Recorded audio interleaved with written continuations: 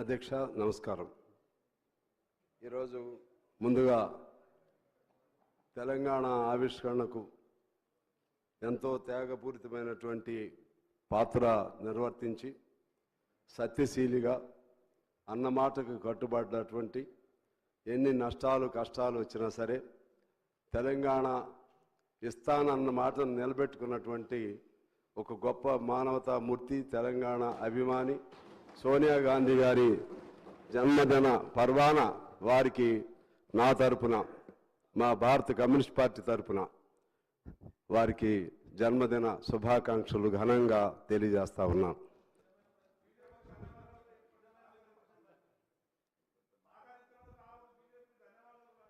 మేము ఎప్పుడు బీజేపీ అంటే దానికి మళ్ళీ ఇంకోసారి చెప్తా, దానికి కొన్ని రిజర్వేషన్స్ ఉన్నాయి. Okay, thank you. రెండోది, ఈనాడు తెలంగాణ తల్లి విగ్రహ ఆవిష్కరణ సంబంధించి మిత్రులు టీఆర్ఎస్ అంటే ఇప్పుడు బీఆర్ఎస్ వారు కూడా ఉంటే బాగుండేదనేది నా అభిప్రాయం. కారణం ఏమంటే, మీరు అనుకున్నట్లుగానే, మీ మనసులో ఉన్నట్లుగానే, మీ భావనకు అనుగుణంగానే అన్నీ ఉండవు. ఆ పద్ధతుల్లోనే విగ్రహం ఉండాలని, మీరు అనుకున్న పద్ధతుల్లోనే కవులు కళాకారులను సత్కరించాలని, మీరు అనుకున్న పద్ధతుల్లోనే సవ్యంగా జరగాలని అంటే ఇప్పుడు ఉన్నది మీ ప్రభుత్వం కాదు. అది మీరు గమనంలో పెట్టుకోవాలి. ఇప్పుడున్నది మారిన ప్రభుత్వం. వీళ్ళకు కూడా కొన్ని లక్ష్యాలు ఉంటాయి, కొన్ని ఆశయాలు ఉంటాయి, కొన్ని ఆకాంక్షలు ఉంటాయి, కొన్ని అభిప్రాయాలు ఉంటాయి. మీరు చేసినటువంటి అభిప్రాయాల పట్ల కొంత విరుద్ధమైనటువంటి వైఖరి కూడా ఉండొచ్చు. నేను మనవి చేసేది ఏమంటే, ఇవాళ మీరు చెప్తా ఉన్నారు కదా, ఆనాడు తెలంగాణ తల్లి విగ్రహ రూపకల్పనలో మీరు ప్రతిపక్ష పార్టీలను పిలిచారా అని చెప్పి నేను ఆనాటి అప్పుడు ముఖ్యమంత్రిగా ఉన్నటువంటి కేసీఆర్ గారిని నేను ప్రశ్నిస్తా ఉన్నాను.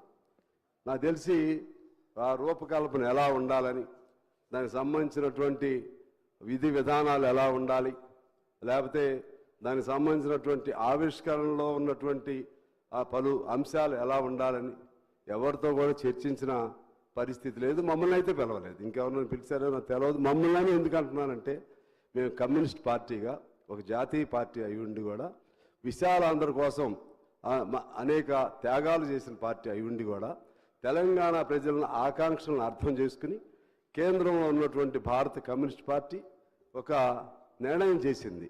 ఇక ఆపలేము, తెలంగాణ ఆవిష్కరణ కావాల్సిందే అని ఏబీ బర్ధన్ గారు, లేకపోతే ఇప్పుడున్న రాజా గారు, సుధాకర్ రెడ్డి గారు, మా నారాయణ గారు, అనేక మంది అనేక పద్ధతులతో ఒక నిర్ణయం చేశారు. కనీసం మాకు అందులో సోనియా గాంధీ గారు అప్పుడు ఒక మాట అన్నారు, మీరందరూ అన్ని పార్టీలు ఏకాభిప్రాయానికి వస్తే తెలంగాణ మేము ఇస్తామని చెప్పి. అన్ని పార్టీలు ఏకాభిప్రాయం రావాలంటే సహజంగా విశాలాంధ్ర కావాలన్నటువంటి కమ్యూనిస్ట్ పార్టీ రాదని కొంతమందికి ఉండేది. కానీ మేము కోరుకున్నాం. సిపిఎం కూడా మేము తటస్థంగా ఉన్నామన్నారు. ఆఖరికి టీడీపీ వారు కూడా అప్పుడు దాన్ని ఏకాభిప్రాయానికి అంగీకరించడం జరిగింది. అందువలన ఆ కమ్యూనిస్ట్ పార్టీకి సంబంధించినటువంటి మమ్మల్ని కూడా మీరు ఎప్పుడు కూడా గౌరవించింది లేదు, పిలిచింది లేదు. మా గౌరవం పాయింట్ కాదు ఇక్కడ. కానీ ఒక రూపకల్పన చేసేటప్పుడు అందరి అభిప్రాయాలని పరిగణలో తీసుకోవాల్సిన బాధ్యత వారికి ఉందని చెప్పి నేను మనవి చేస్తా ఉన్నాను. అదేవిధంగా ఇక్కడ ఒక అంశం గుర్తు చేయాలి. ఇక్కడే కూర్చుని ఉన్నారు కోమటిరెడ్డి గారు, జోపల్లి గారు. వీళ్ళిద్దరు పదవులకి రాజీనామా చేశారు అధ్యక్ష. అప్పుడు మంత్రి పదవులకి కోమటిరెడ్డి గారు దాదాపు 10-11 రోజులు నిరాహార దీక్ష చేశారు. వీరందరి కృషి ఉంది ఇందులో. అదేవిధంగా నేను కూడా మా పార్టీ ఆదేశానుసారం 7 రోజులు జైల్లో ఉండి నిరాహార దీక్ష చేశాను అధ్యక్ష. తెలంగాణ కోసం 700 కిలోమీటర్లు పాదయాత్ర చేశాను. మా తుమ్మల గారు కూడా నాతో పాటు కాసేపు నడిచారు. అప్పుడు అంటే ఇక్కడ ఉన్నవాడు మన పొన్నం ప్రభాకర్ గారు పార్లమెంట్లో మంచి గొప్ప రోల్ ప్లే చేశారు. ఇలా అందరి పాత్ర, ఎవరి పాత్ర వాళ్ళది ఉంది. సకల జనుల సమ్మెకి సంబంధించి జయశంకర్ గారు, లేకపోతే కోదండరామ్ గారు, ఇంకా అనేక మంది త్యాగధనులు అనేక మంది అనేక పద్ధతుల్లో కృషి చేశారు. మా సింగరేణి అప్పుడు మేమే గుర్తింపు సంఘం. మా సింగరేణిలో దాదాపు పనికి వెళ్లకుండా 45 రోజులు సకల జనుల సమ్మెలో పాల్గొనడం జరిగింది అధ్యక్ష. ఏఐటీసీ అప్పుడు ఆర్టీసీలో మేమే గుర్తింపు సంఘం. ఆ విధంగా అందరం కలిసి చేశాం. అందరం కలిసి చేస్తేనే ఆనాడు తెలంగాణ సాకారమైంది. సాకారం అవటంలో సోనియా గాంధీ గారు భిన్నాభిప్రాయంతో ఉండి లేకపోతే కుత్సితమైనటువంటి ఆలోచన చేస్తే తెలంగాణనే వచ్చేది కాదు. అందువలన ఈ సందర్భంగా ఈ ఒక్కరోజు ముఖ్యమంత్రి గారు చెప్పినట్లుగా భేషజాలు లేకపోతే భిన్నాభిప్రాయాలు ప్రక్కన పెట్టుకుని అందరూ ఒక తాటి మీద ఉంటేనే తెలంగాణ పట్ల, తెలంగాణ తల్లి పట్ల మనకి గౌరవం ఉన్నట్లుగా అర్థమవుతుందని నేను మనవి చేస్తున్నాను.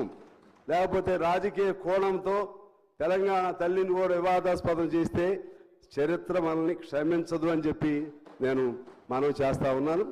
అదే సందర్భంలో ఇక్కడ ఇంకొక మాట చెప్పి నేను సెలవు తీసుకుంటాను అధ్యక్ష.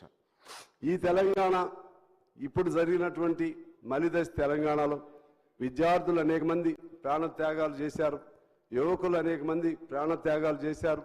అనేక మంది పైన 100 కేసులు ఉన్నాయి. మా విద్యార్థి నాయకుడు స్టాలిన్ అనే అబ్బాయి మీద 250 కేసులు ఉన్నాయి. అందరూ త్యాగాలు చేశారు మలిదశ ఉద్యమంలో. కేసీఆర్ గారి నాయకత్వాన్ని కోదండరామ్ గారు కూడా అంగీకరించారు, తప్పేం లేదు. అప్పుడున్న పరిస్థితుల్లో అంగీకరించడం జరిగింది. కానీ దాన్ని చూసి ఇంతమంది ఈ త్యాగాలన్నీ తను ఒక్కరే అనే భావనతో ఎవరున్నా సరే మహాత్మా గాంధీయే నేను ఒక్కడిని ఎప్పుడు చెప్పడం, కానీ ఆ భావన ఉండకూడదని చెప్పిన వారికి మనం చేస్తూ ఉన్నాను. దీనికంటే మూలం ఆనాడు వీరోచిత తెలంగాణ సాయుధ పోరాటం, తెలంగాణ రైతాంగ సాయుధ పోరాటం జరిపిన విషయాన్ని కూడా మీకు గుర్తు చేస్తున్నాను అధ్యక్ష. ఆనాడు 4,500 మంది మరణించారు, అది కూడా నేను గుర్తు చేస్తున్నాను. దానికి పిలిపించినటువంటి మగ్దుం మొహిద్దీన్, బద్దం మెల్లారెడ్డి, రావి నారాయణ రెడ్డి, ఇటువంటి గొప్ప యోధులు, సాకలి ఐలమ్మ, దొడ్డి కొమరయ్య, వీళ్ళందరూ కూడా కమ్యూనిస్టు యోధులే. వాళ్ళందరి పేర్లతోనే మీరు విచారణ చేస్తూ ఉంటారు. వారందరి త్యాగాలతో ఆనాడు హైదరాబాద్ సంస్థానం నుంచి తెలంగాణ విముక్తి జరిగింది. ఆ తర్వాత అందరి కృషితో, కోర్స్ మీరు లీడర్ కావచ్చు, కానీ అందరి కృషి ఉంది, అన్ని పార్టీల కృషి ఉన్నాయి. అందరితో ఆనాడు హైదరాబాద్ నుంచి మన తెలంగాణ విముక్తి చెందింది. కమ్యూనిస్ట్ పార్టీ రోల్ తీసుకోలేదు కదా, మేమే అని చెప్పి తీసుకోలేదు కదా, వ్యక్తిగతంగా ఎప్పుడు తీసుకోలేదు కదా. అట్లనే గత ముఖ్యమంత్రి గారిని నేను మనవి చేస్తున్నా, మీరు టీఆర్ఎస్ని బీఆర్ఎస్ చేసేసుకుంటారు, మీరు అనేక మార్పులు చేసుకుంటారు. ఇది ఇప్పుడున్నటువంటిది వాస్తవం మాకే అనిపించింది. తల్లి అంటే తల్లికి తల్లికి ప్రతీక ఎలా ఉంటుంది?